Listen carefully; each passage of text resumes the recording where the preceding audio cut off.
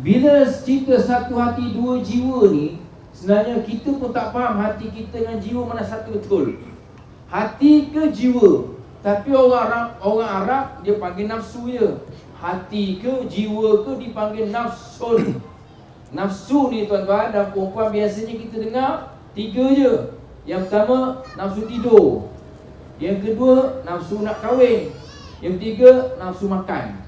Tapi dalam banyak-banyak nafsu ni ada lagi nafsu yang hebat yang disebut dalam Al-Quran, ya ayyatuhan nafsul mutmainnah. Hei jiwa yang tenang, hei hati yang tenang. Siapakah yang memiliki hati tersebut? Dan apakah yang dikatakan hati yang tenang? Kita akan jawab nanti tuan-tuan. Dalam Quran ada nafsul lawamah. Apa itu nafsul lawamah? Kita akan kupas tuan-tuan. Saya rasa orang di country home di Rawang ini tuan-tuan, saya rasa tidak ada masalah untuk mengupas soal yang dalam tentang hati, jiwa, nafsu ataupun soal tasawuf. Sebab orang ini semua hebat-hebat dia sedang tausidah tadi tuan-tuan, menusuk ke kalbu dan hati kita. Apa Ustaz? Sebagai mukadimah Ustaz, cerita sikit Ustaz, apakah dikatakan nafsul mutmainnah dan nafsul lawamah, nafsu tidur, makan dan sebagainya. Silakan Ustaz. Bismillahirrahmanirrahim. Assalamualaikum warahmatullahi wabarakatuh. Alhamdulillah wassalatu wassalamu ala Rasulillah wa ala alihi wa sahbihi wa man tabi'ahu wa man nasarahu wa wala. Yang dirahmati Allah, Tuan Pengerusi Majlis, Ustaz Fauzi, seterusnya kepada Ustaz Muhammad Yusof, rakan ahli panel, kepada seluruh VIP, tetamu kehormat, pimpinan masyarakat dan seluruh yang hadir, ibu-ibu, ayah-ayah, abang-abang dan akak-akak yang saya doakan dengan kebaikan sekalian.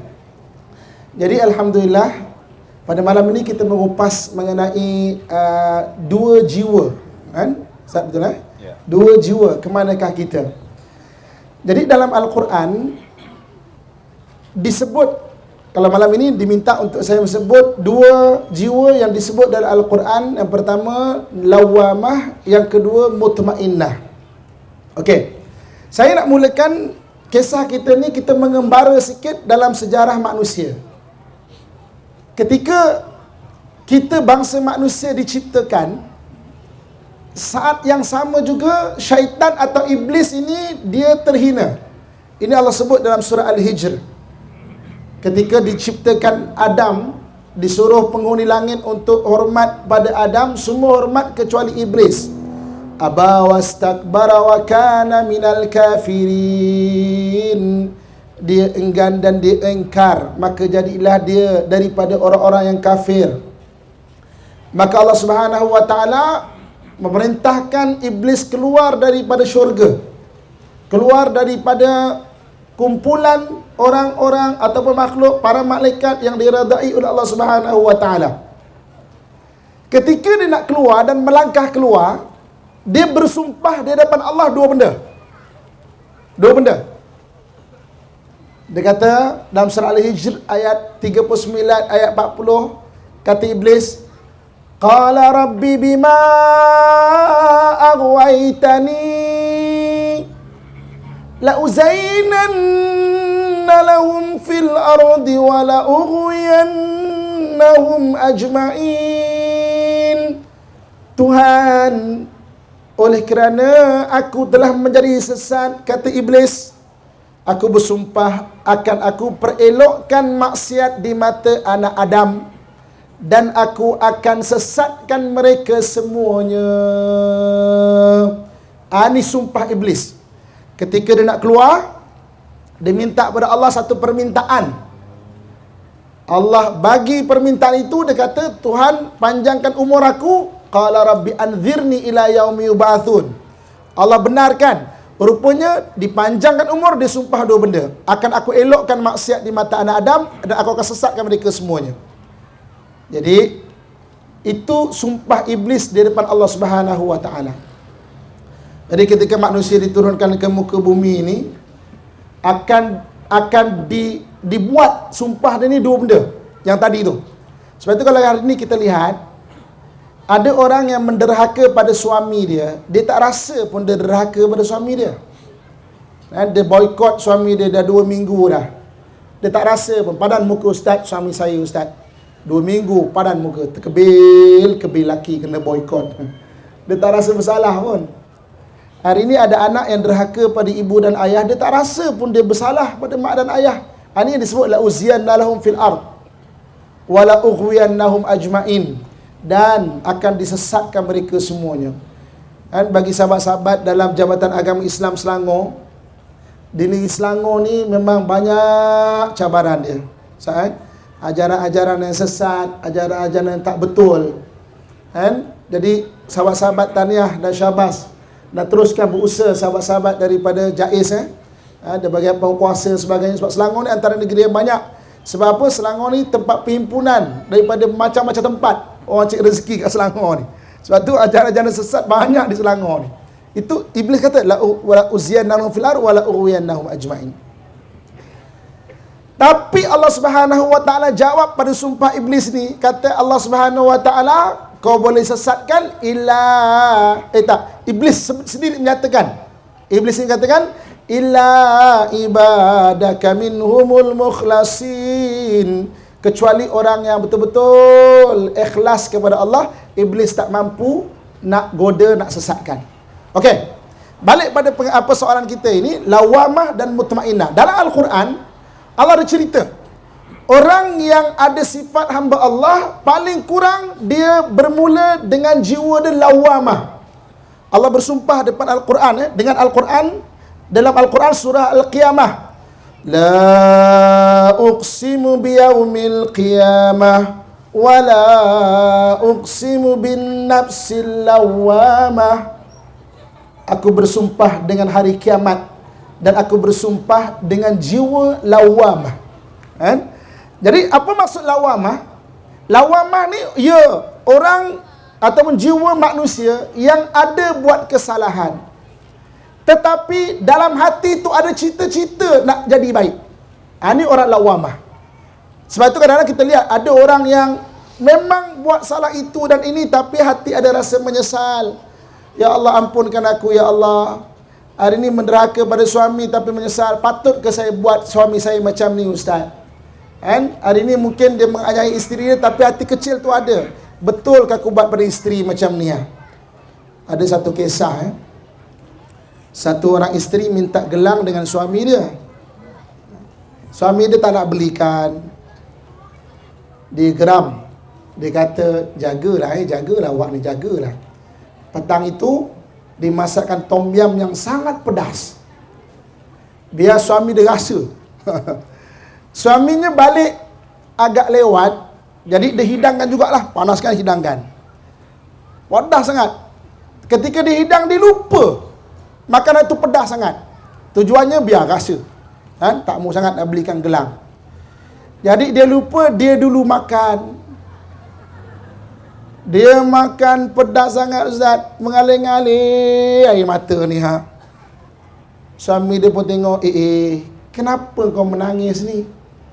Dia nak cover biar suami makan juga tu.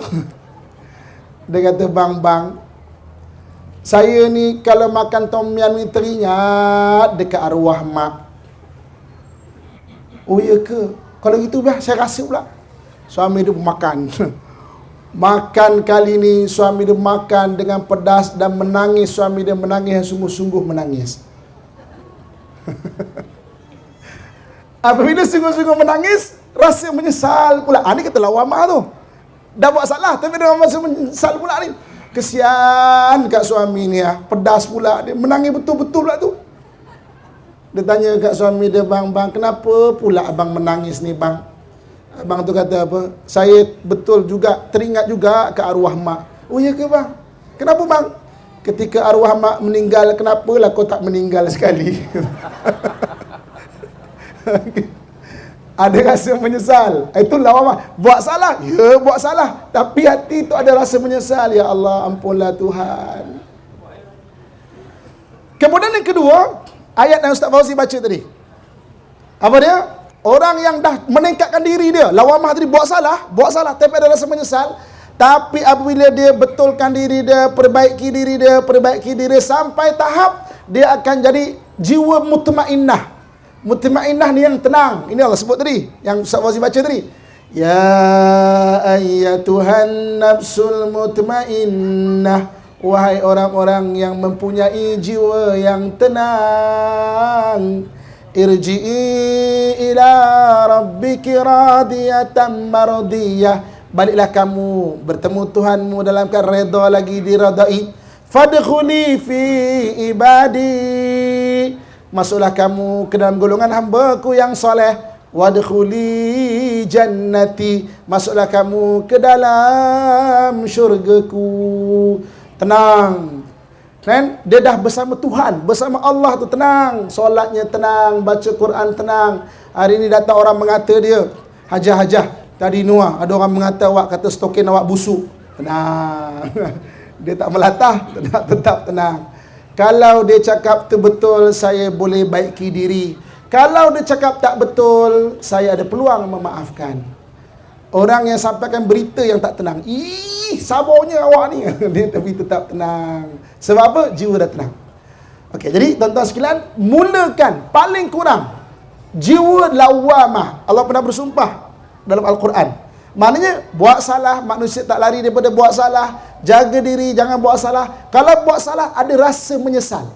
Ya Allah, ampunlah Tuhan. Ya Allah, buat salah Tuhan. Buat salah Tuhan, ampun. Paling kurang itu. Kalau tak ada rasa tu, sama dengan iblis. Iblis buat salah, tak ada rasa menyesal langsung. Selepas itu, dah ada tahap itu, suburkan, sampai jaga diri, tak nak buat salah. Dan nanti kita akan tenang dengan keimanan. Wallahu'alam. Okey, tuan puan masuk round kedua. Kita lawak saja Ustaz ya. Okey Ustaz, kita cerita bab nafsu mutmainnah Ustaz. Kita nak miliki nafsu mutmainnah. Saya tengok ayat Quran. Ala bi zikrillahi tatmainnul qulub. Sebenarnya Ustaz, bila hati dah tenang, apa kesan dia? Apa pengaruh dalam hidup kita? Apa pengaruh dalam jiwa kita? Apa pengaruh dalam keluarga kita, dalam masyarakat, dalam kerja kita Ustaz? Bila ada nafsu mutmainnah. Kalau Ustaz cerita betul-betul Ustaz, semua pakat saya jiwa mutmainnah, insya-Allah. Silakan Ustaz. Terima kasih kepada Ustaz Fauzi, rekan di panel, Ustaz Yusof, seterusnya kepada ibu-ibu, ayah-ayah, abang-abang, akak-akak yang saya doakan dan kebaikan sekalian. Pertama sekali, orang yang ada jiwa mutmainnah, dalam jiwa dia tu nak berusaha menjadi orang yang jiwanya mutmainnah. Dia akan duduk dalam majlis ilmu, belajar dengan betul-betul, belajar dengan sungguh-sungguh. Sebab itu dalam hadis Nabi SAW, Nabi pernah menyatakan, may yuridillahu bi khairan yufaqihu fid din.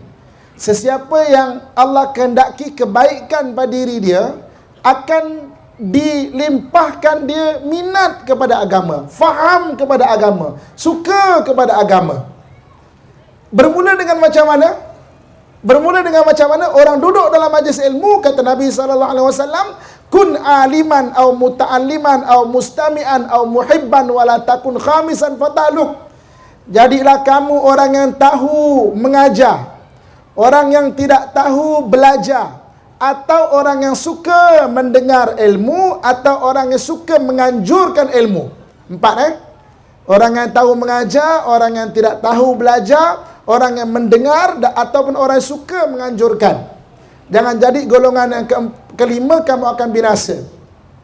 Para ulama membahaskan apakah perbezaan antara orang yang suka belajar dengan suka mendengar. Dua-duanya bagus. Tapi orang yang suka belajar, dia ada pen, dia ada tulisan. Saya kalau datang majlis macam ni, saya suka perhati. Tengok ahli panel kita, Ustaz Yusof, file dengan ilmu, dengan persiapan dia. Okey? Saya bukan nak puji, cuba pakcik depan kita ni dengan kertas, mau je sebagai contoh, dengan pen, dengan pensel, minat kepada ilmu, paling kurang mendengar. Alhamdulillah, tuan-tuan, ibu-ibu, ayah-ayah saya semua dah duduk kat sini. Sebab orang yang belajar betul-betul, dia akan berusaha memegang agama tu dengan betul. Saya, Ustaz Fauzi, Ustaz Yusof, dan seluruh ibu-ibu, ayah-ayah saya sekalian, saya dengan TV9, satu hari disuruh untuk buat program payung terjun. Penerbit kata, Ustaz, boleh tak terjun payung Ustaz? Saya kata, boleh, insyaAllah, boleh cubalah. Bukan berani pun, tak berani tuan-tuan sekalian, bukan berani pun. Tapi nak cuba. saya ditrain oleh satu orang komando 4 jam, tuan-tuan sekalian. Malam macam ni start pukul 8, 9, 10, 11, 12. Esok pagi terjun. Ni bukan yang berdua, bukan yang tandem tu. Ni terjun seorang-seorang tu lah. Esok pagi terjun tu, Ustaz. Pagi esok tu nak terjun tu, kita terjun ketika itu sempena dengan ulang tahun 100 tahun DCA atau Jabatan Penerbangan dekat Airport Subang tu lah. Waktu saya tengah siap-siap baju ni, satu kapten tengok saya. Oh, dia kata, Ustaz takut tak Ustaz? Saya kata, selaku manusia takut jugalah. Selaku manusia suspend juga.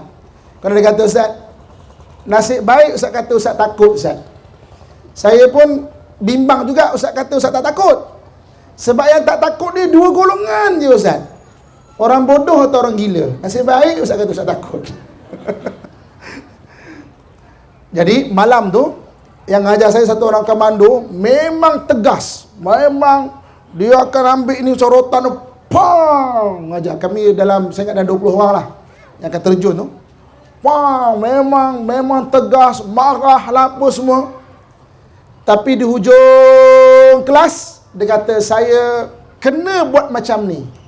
Supaya apa? Supaya awak belajar betul-betul, sebab ini berkaitan dengan nyawa dan keselamatan.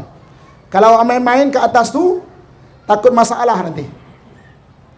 Okey, saya pun hari esoknya tu dah naik kapal terbang ni.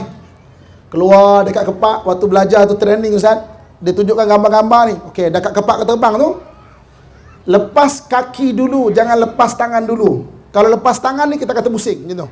Kalau kata terbang laju, saya pun dah keluar tu setting ni. Lepas kaki dulu, lepas kaki dulu, lepas kaki dulu, lepas kaki dulu, lepas kaki dulu. Instruktur berkata, okey, go Ustaz, go. Saya pun lepas kaki, tak berani nak lepas tangan Ustaz. Tengok bapak tu. Woi. Bergayut-gayut macam Superman tu lah. Ustaz cepat go Ustaz. Sebab kalau lambat, kata bang lalu, jauh dah terbang. Saya pun, ya Allah, bismillah, tawakkal Allah, aku tawakal pada kau. Payung pun terbuka. Dah sampai bawah, saya dapat satu pengajaran yang sangat penting. Saya kata patutlah instruktur tu atau orang yang mengajar tu cukup tegas. Sebab apa? Kalau belajar main-main, prosedur tak ikut, boleh bahaya. Salah satu pengajian dengan saya tu, satu orang retak kaki. Sebab waktu belajar tu main-main saja. Ketawa-ketawa dan sebagainya.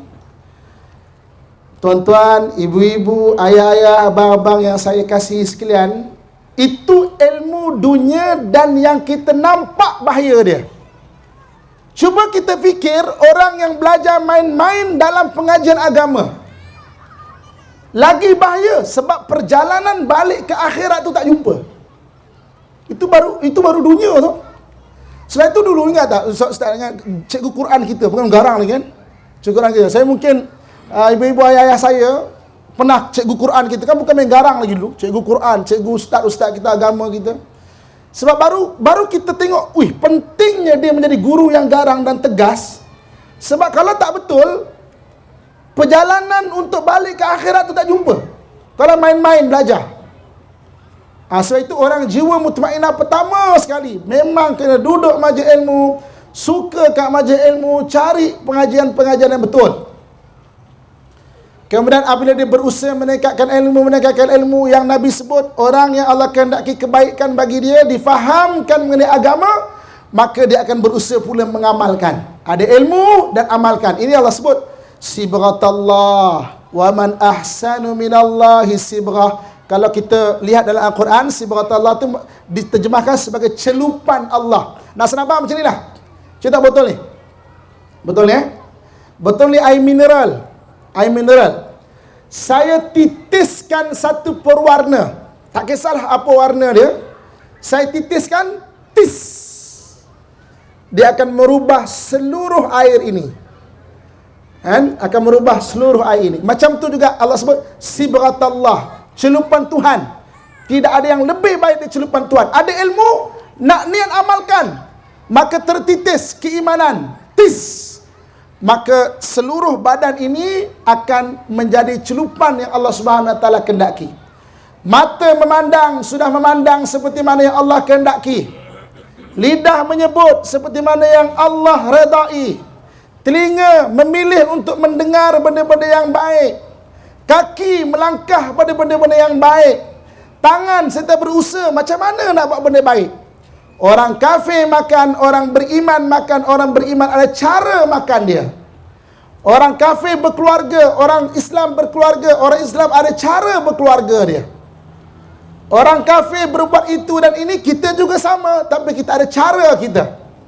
Memandang dengan cara pandangan yang betul, mendengar dengan cara yang pilih pendengaran yang baik-baik, menyebut dengan yang betul, merasa dengan rasa yang bagus dan betul. Rasa kasih sayang, rasa nak bertaubat, rasa nak terus meningkatkan diri. Tuan-tuan sekalian, ibu-ibu, ayah-ayah saya sekalian, siapa yang nak pergi umrah, ni mungkin ada Ramadan nak pergi umrah, saya nak cadangkan satu benda. Pertama orang lelaki. Nanti kalau di Masjid Nabawi, kalau kita nak ziarah makam Nabi, cuba ikut pintu Babu Salam. Jangan daripada dalam masjid. Okay? Ikut pintu Babu Salam tu, terus ujung tu pintu Babu Bakir. Pintu Babu Bakir tu ada makam Nabi. Terus tu. Kita masuk daripada pintu Babu Salam, pandang sebelah kiri, belatas sikit. Saya ingat dalam tinggi saya macam ni lah. Macam tu. Okay? Tinggi sikit macam tu lah. Macam lampu ni lah, macam tu. Macam lampu tu. Pandang. Sebelah kiri, belatas. Daripada Babu Salam sampai Babu Bakir, sebenarnya kalau kita perasan dan perhati, ada 5 buah hadis yang tidak sengaja diletakkan sejak dulu lagi di makam Nabi tu. Ada 5 buah hadis. 2 antaranya mengenai janji Nabi mengenai syafaat. Salah satu dia, hadis yang ketiga, Nabi sebut, diletakkan. Nabi kata apa? Inna syafa'ati li ahlil kabairi min ummati. Sesungguhnya syafaat aku akan aku berikan kepada umatku yang berbuat dosa, tetapi dalam hati ada bercita-cita untuk menjadi baik. Biasanya orang Arab kalau di situ dia akan menangis bila melihat hadis ini. Jadi maksudnya apa? Rasulullah nak supaya kita tingkatkan diri sampai nafsu mutmainnah. Allah tidak melihat di mana kita bermula. Allah melihat di mana penghujung kita. Kalau permulaan itu dilihat, Sayyidina Umar tak layak jadi khalifah umat Islam. Tapi penghujung itu yang nak dilihat. Sebab itu baiki diri, ibu-ibu, ayah-ayah saya sekalian, akhlak baiki, ibadah baiki, kita semua dalam keadaan yang lemah. Tingkatkan ilmu, mutmainah ilmu, penting. Abang-abang, akak-akak sekalian, tingkatkan ilmu, tingkatkan kebaikan diri, berusaha. Paling kurang cita-cita nak jadi baik. Doa paling kurang. InsyaAllah niat yang baik akan diperbaiki oleh Allah Subhanahu wa taala, insya-Allah. Wallahu alam. Bau macam tai lah. Tak puas hati lagi tuan-tuan. Ini manusia tak puas hati tuan-tuan. Lawamah ni. Jinak pula. Confirm tai. Muju aku tak pijak. Pada dah senang mulut dah. Muju tak pijak oh. Allah. Ini kita nak tak nak ni tuan-tuan. Makna tuan-tuan tak berubah. Nafsu lawamah ni tuan-tuan, kita kena berubah ke arah yang lebih baik. Bukan jadi pak pandai lagi teruk tuan-tuan. Bagus tak pijak tapi dah telan dah. Ni kata taubat sambal belacan namanya tuan-tuan. Lepas tu tuan-tuan kita kena berubah ke arah yang lebih baik insya-Allah. Jadi Ustaz, kita dah masuk round yang ke-30 Ustaz. Pada malam ini kita ada 20 round lagi. Besok tak kerja kan? Hari Sabtu kita qiyamul lail lah insya-Allah. Jadi Ustaz, saya nak peringkaskan insya-Allah ya. Ke mana arah kita Ustaz? Dan ahli keluarga kita Ustaz. Wa hadaina hun najdain. Kami tunjukkan manusia 2 jalan. Mana arah tuju kita Ustaz? Fatafadhal mashkura. Terima kasih kepada Ustaz Fauzi, kepada Ustaz Muhammad Yusof. Seterusnya ibu-ibu, ayah-ayah, abang-abang dan akak-akak yang saya doakan dengan kebaikan sekalian. Hari ini, sesayang mana kita dengan isteri kita, isteri kita mati tak balik pada kita.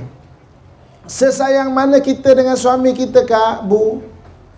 suami kita mati tak balik pada kita. Cuba hari ni balik kejap lagi, ibu-ibu, akak-akak saya sekalian beritahu pada para suami, bang, awak sayang saya tak? Kalau awak sayang saya, kalau saya mati, awak jangan tanam saya bang. Boleh tak bang? Janji bang, janji. Habis itu nak macam mana? Abang belikan peti ais, pakaikan saya cantik-cantik bang. Pakai telekung bang, telekung. Kita kan mau balik umrah bang. Telekung ada tulis Malaysia tu. Nak cerita balik umrah tu. Malaysia belakang tu. Walaupun suami kita kata, yelah, tiap hari menyebut, pagi meninggal, petang dihantar bertemu Allah Subhanahu wa taala. Malam meninggal, pagi dihantar bertemu Allah Subhanahu wa taala. Sesayang mana kita dengan keluarga kita dan sesayang mana keluarga kita sayang pada kita mati tidak balik pada mereka. Kita mati balik kepada Allah Subhanahu wa taala. Inna lillahi wa inna ilaihi rajiun. Kita datang daripada Allah dan akan balik kepada Allah Subhanahu wa taala. Kalau macam tu Bu, ayah-ayah saya sekalian, kita tahu kita akan balik kepada Allah.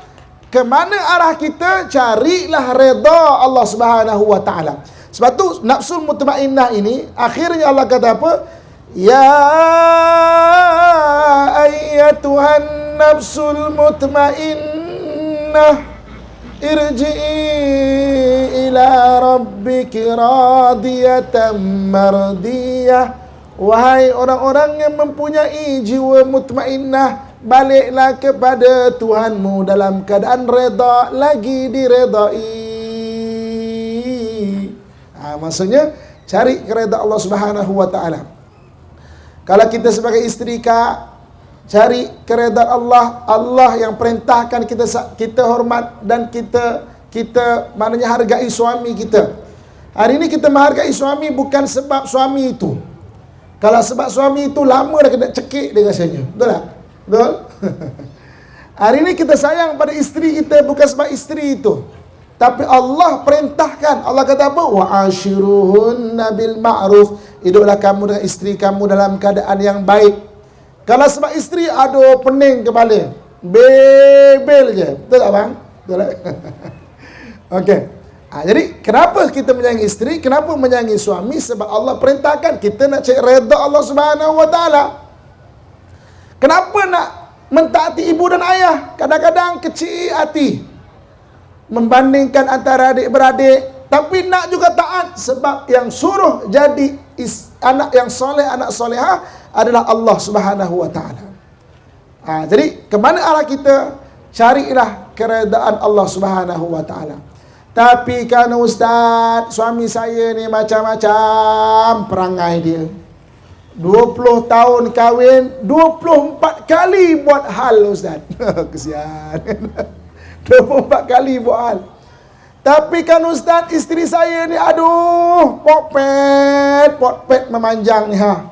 Bebel aja kerja ni. Macam mana ustaz ya? Ya. Nabi SAW meninggalkan kita amalan. Nabi tahu. Susah nak jadi orang yang soleh, susah nak jadi orang yang soleha, terutama akhir zaman. Apa ayat nak baca supaya kita ni ada kekuatan? Ada kekuatan untuk membina diri kita? Pendek je, dan saya yakin semua kita dah hafal ayat ini. Bacalah perkataan ayat ataupun zikir la haula wala quwwata illa billah. Barang siapa yang mengamalkan kalimah la haula wala quwwata illa billah, akan diberi padanya dua perkara. Yang pertama, kalau dia berat nak buat amalan, diberi kekuatan untuk buat amalan itu. Kalau dah buat, insya-Allah dikurniakan keikhlasan. Hari ni kita mungkin berat, Allah pening nak taat pada suami yang perangai macam-macam. Baca la haula wala quwwata illa billah banyak-banyak bu, Kak. Tapi baca untuk diri kita, bukan untuk suami. Jangan pula balik rumah ni, la haula wala quwwata illa billah abang ni. Bukan. Untuk diri kita, la haula wala quwwata illa billah. Ayah, abang-abang saya sekalian, hari ni kalau perangai isteri macam-macam, kita tak tahan. Tak tahan sangat. Baca banyak-banyak la haula wala quwwata illa billah. Dia beri kekuatan hati. Dan kalau dah buat, insya-Allah akan diberi keikhlasan. Dalam azan, Kan sunat kita jawab azan, dipanggil dalam bahasa Arab tarji'. Tarji' itu sunat jawab azan. Allahu Akbar, Allahu Akbar. Sunat jawab Allahu Akbar, Allahu Akbar. Asyhadu an la ilaha illallah.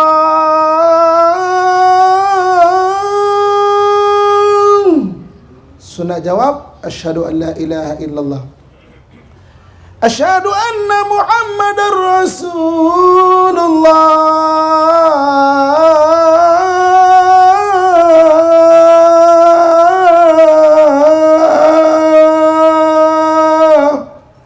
Sunat jawab asyhadu anna Muhammadar Rasulullah.